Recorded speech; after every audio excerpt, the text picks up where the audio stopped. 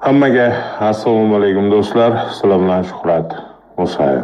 Do'stlar, bugungi efirimizda bizni shtrafnoylarda yotgan hamyurtlarimizni mashinalari va undan tashqari hamyurtlarimizni hozirgi kundagi ahvoli va ertaga nima bo'lishi haqida ozgina fikr mulohaza qilamiz. Birinchi o'rinda quruq gapirib g'iybat qilasan deydiganlar iltimos dumalaylar bo'tdan. Bilmayman, Facebookda trollar ko'payib ketganmi yo shu darajada karantinda o'tirib ko'pchilik tomib ketib qolgan bilmayman. Ishqilib kimga yoqmasam mani ko'rish shart emas. Iltimos shu ish qilinglar. Bu yerda sizlarga taalluqli narsa emas xullas. Birinchi o'rinda videoni ko'rsatmoqchi edim. Taksilarda oqtirishgan jarayon maydonlaridan bittasi.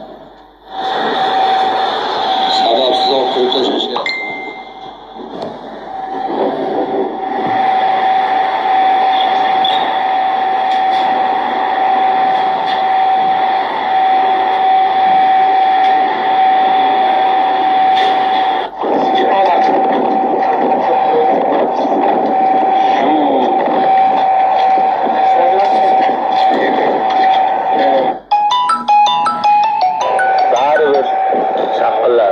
Xullas, videoni mazmunini tushundinglar.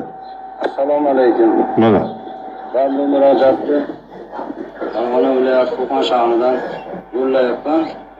Murojaatim shundayki, mana shu Qo'qon shahrida yillar davomida haydovchilik kasbi bilan faoliyat olib yurib kelaman. Men qatori shuni kasb qilgan, mashinasini sariqqa bo'yab, litsenziya sotib olib, yo'l varaqasiga ega. Qonuniy hamma talablarni bajarib, hujjatlarimiz to'liq avtomashinalarda ham hozir 4 kun 5 kundan beri jarima maydoniga olib kirishyapti. Sababini so'raganimizda shahar ichki ishlar bo'limining boshlig'ini buyrug'i deyishdi. Bu buyruq yuzasidan shahar ichki ishlar bo'limining boshlig'iga xullas murojaatda ham mazmunini tushundinglar-ku. Bu yerda faqat endi gap taksistlar haqida emas, balki umumiy o'sha shtrafnoyga kirayotgan mashinalar haqida bo'ladi. Avvalambor hammamizga ma'lum, bu narsa menimcha chetda qoladigan narsa emas. Pandemiya payti, ya'ni karantin boshlangandan beri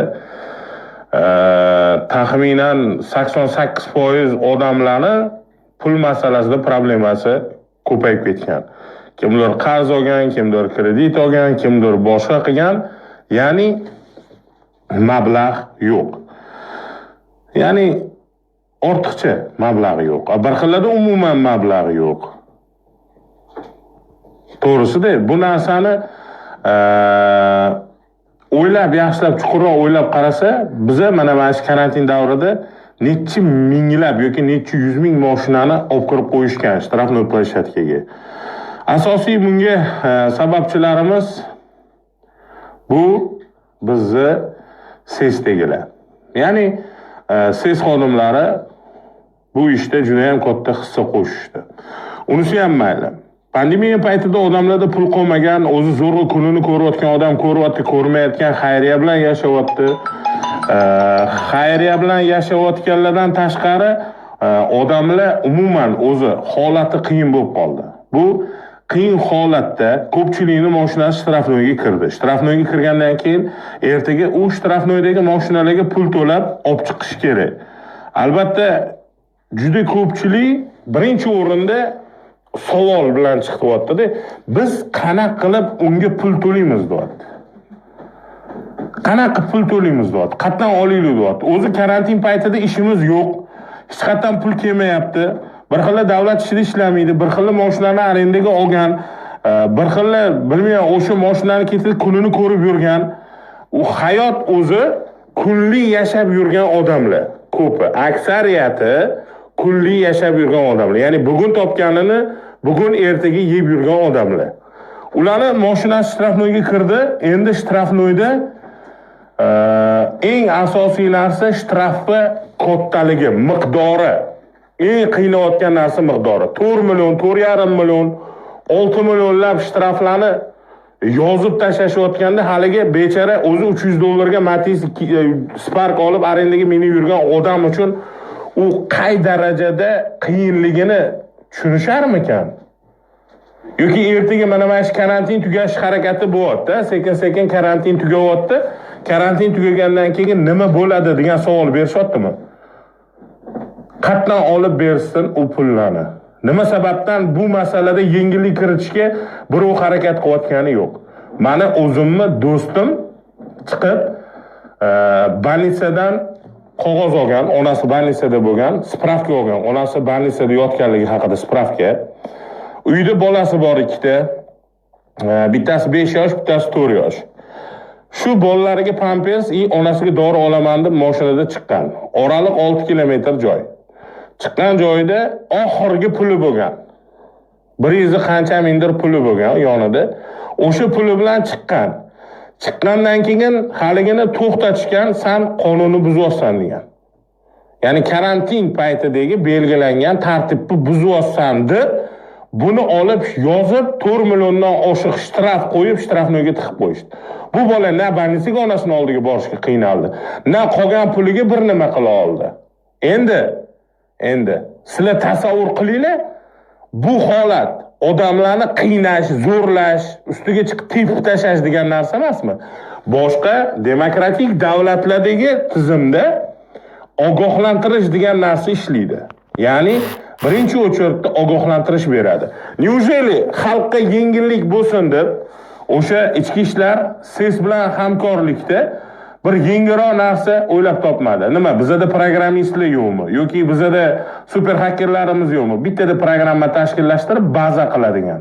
Ya'ni onlayn baza tuzib, mashina ketyapti, qonunni buzyapti deylu, o'sha karantin davridagi o'sha tartibni buzyapti. Bu ko'chaga chiqdi. Lekin o'sha paytda ham, o'sha joyda ham etilgandi. Nima deyilgandi? Anaqa, ya'ni prosta tak ko'chaga chiqib yurish mumkin emas. Qanaqadir ish bo'lsa, bozorlik qilishga, doktorga borishga, o'limli holat bo'lib qolsa borishga, keyin shu bilan больницаlarga, aptekaga borishga ruxsat bor deb televideniya orqali ham gapirib turilgan holatda o'sha SESchilar shantaj holatigacha keltirgan videolarini ko'rdik. Shantaj ham qilib tashlashdi, yopishib, bahona qidirib. Yo'q, ana videoni ko'rib men vashshe jahlim chiqib ketdi-da. SES xodimi siz buni o'tinmay sanitariya qoidalariga rioya qilib qo'ymagansiz deyapti. Holbuki taksist mashinasida turgan oziq-ovqatlar, narsalar hammasi одноразовый va o'sha plastik qoplamali idishlarda turgan bo'lgan. Lekin o'shanga ham yopishib o'sha odamni shtraf qilishgacha borishdi. Mashta o'zimiz oldimizda nechtasini shtraf qilib tashlashdi. Yig'lab dod faryod qilganlarini ko'rdik. Endi boyaga tizim masalasiga qaytsak, mana mashina haqiqatan ham bu qoidani buzyapti. Prosta tak ko'chaga chiqib yurdi. Ko'chaga chiqib yurgan bo'lsa, buni GAI xodimi to'xtaydi. SES xodimi keladi, sen karantin davridagi belgilangan tartibni buzyapsan deydi. To'g'rimi? Sen buzma. Danlilarni ol. Mashinaning nomeri yoziladi, familiyasi yoziladi, bazaga kiritib qo'yiladi. Oddiy telefonda ish qilsa bo'ladigan narsa. Nomerni teradi, ogohlantirish berilganmi yo'qmi bilsa bo'ladi. Endi xuddi shunaqa baza qilib, agar haqqoniy bo'lsa, chestniy bo'lsa, bu bazani bunaqa narsa qilish 6 sekundli narsa. 6 sekundli narsa. Mashina oladi, bazaga kiritadi. Ogohlantirish berilgan degan yozuv bilan. Ikkinchi marta nobodo o'z boshimchalik prostak yurayotganda ushasa, haligini teradi. Ushagan odam bazaga ogohlantirish berilganmi yo'qmi? Nomerini tersa, chiqadi, ogohlantirish berilgan. Ana undan keyin marhamat, shtraf qilasizlarmi, boshqa qilasizlarmi? Chestniy bo'lardi.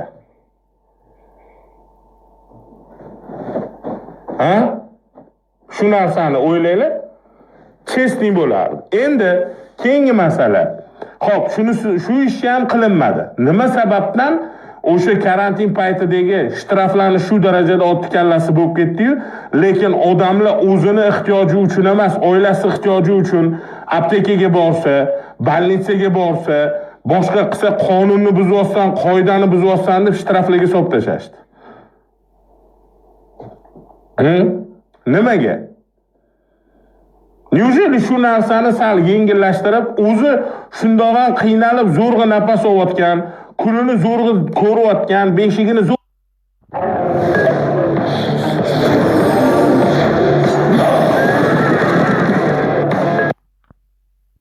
terayotgan xalqqa yengillik qilish chorasi ko'rilmadi.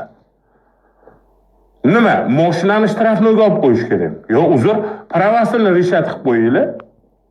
Oson qil, pravasini rishat qilib, karantin tugaguncha mashina haydash huquqiga ega emassan deb pravasini olib qo'yiladi, uyiga kuzatib qo'yinglar. Yo'q, bu yerda asosiy urg'u o'sha pulga bo'lgan, katta shtraflarga bo'lgan, yopishishanga bo'lgan. Ertaga karantin tugaydi. Karantin tugagandan keyin o'sha odamlar nima qiladi? Qaysi bir mard odam chiqib shu narsaga izoh bera oladi? Puli yo'q bechorani.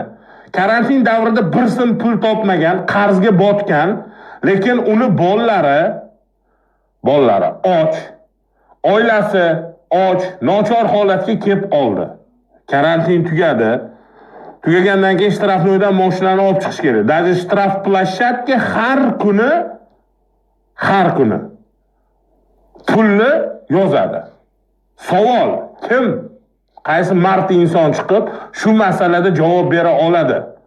Nima qilsin o'sha bechara qora xalq? Kimga dodini aytsin? Haligi do'stim haligacha sarson. Sesga borsa MIBga chiqarib yuborganmiz deydi. MIBga borsa ichki ishlarga bor deydi. Ichki ishlarga borsa sesda deydi. Ani qog'ozi bilan yugurib bechara sarson bo'lib yuribdi. Haligacha sarson. Bu faqatgina pul ishlash bo'lyaptimi? Nima bo'lyapti? Sabab. Nima sababdan hamma narsani majburiy qilasizlar-yu, majburiy qilib turgan holatda odamlarga ogohlantirish, xalqim deydiganlar bor oranglarda, o'sha xalqim deydiganlar nima uchun xalqqa yengillashtirish tarafini o'ylamaysizlar? Och, yegani noni yo'q, puli yo'q. Arendaga olgan mashinasini shtrafnoyga tiqib qo'ygansizlar. Ertaga u qanaqa qilib o'tdan mashinasini oladi, qatini sotadi. Sotadigan xaladinniga bayda chudasini o'zi sotib bo'ldi karantin davrida. Qatdan oladi.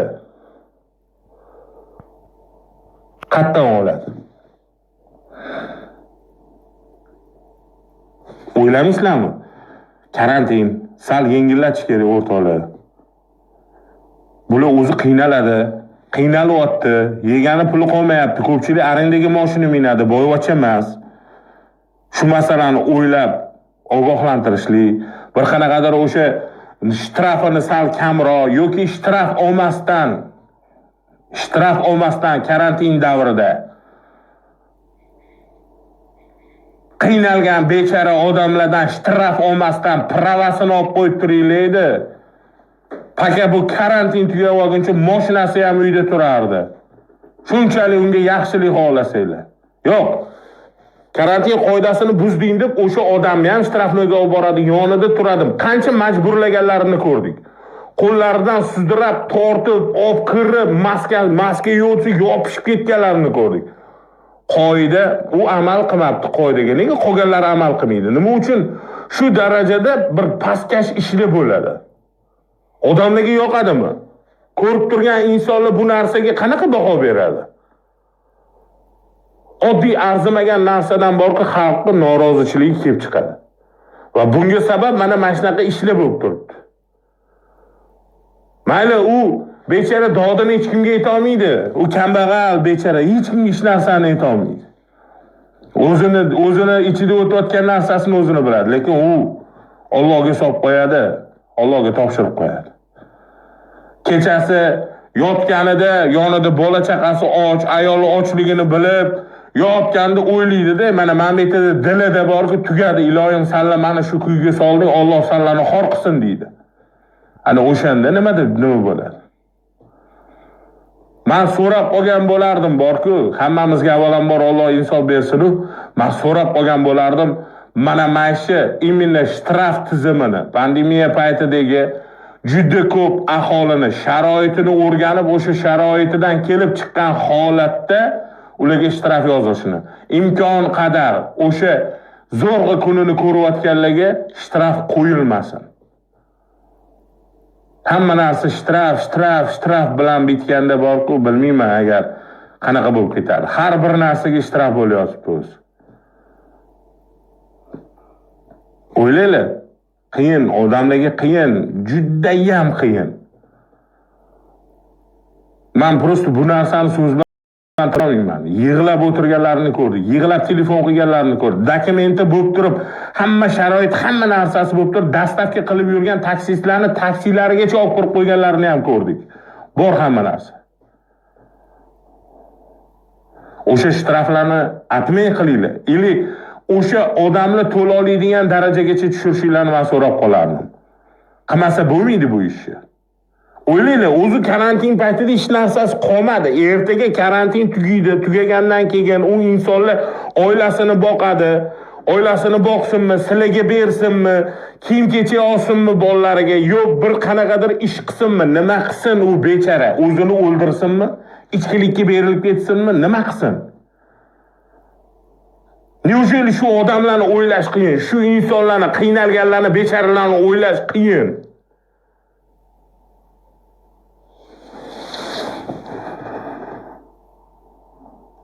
Sizlarga telefon qilishmaydi ko'zda yosh bilan. Sizlarga SMS Закрывай, да, прям закрывай. Хорошо, и просто возьми ее и переверни. Переворачивай. Теперь смотри, на счет 3. Sizlar videolar tashlashmaydi ko'zda yosh bilan.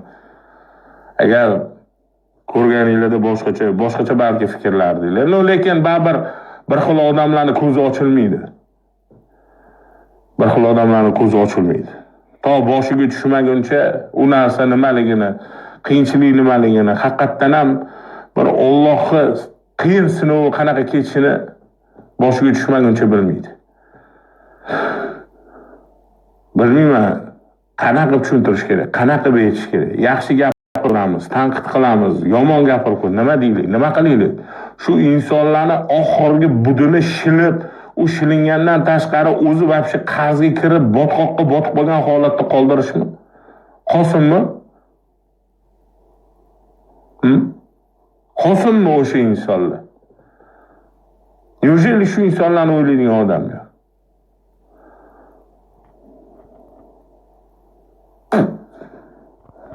Odamni kundan kunga faqat ko'ngli qovyapti, ko'ngli sovuyyapti.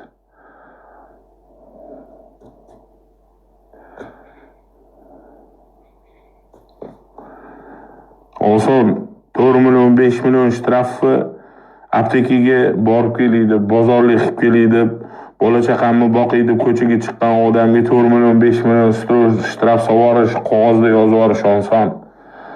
Lekin o'sha bechara u 4 million, 5 millionni qanaqa topadi? Qay holatda topadi? Necha kunlab, necha oylab kerak bo'lsa uxlamaydi. Qanaqa qilib orttiradi bola chaqasi yo'q oilasidan. O'zi hamma narsa qimmat payt. Ko'pchilik o'ylamaydi bu narsani. Kerak emas ularga o'ylash. Bormi, yozib qo'yilganmi, yozib qo'yilganini oladi qarshi. Tamom. Shu holat bo'lib qoldi. Bilmadim. Men o'ylab bo'yimga yeta olmayman. Faqat shtraf, faqat pul. Alloh kechirsin ish qilib hammamizni. Sog' bo'lasizlar, nima bo'lsa ham o'zinglarni ehtiyot qilinglar. Ana har xil gap yozadiganlar, g'iybatchi deydiganlar, boshqa deydi, daminglarni olib boringlar iltimos. Aynan. Videoni ma'qullaydiganlar podelitsiya qilib tashlaylar. Tarqalib ko'rsin, balki kimgadir yetar. Bo'lmasa bilmadim.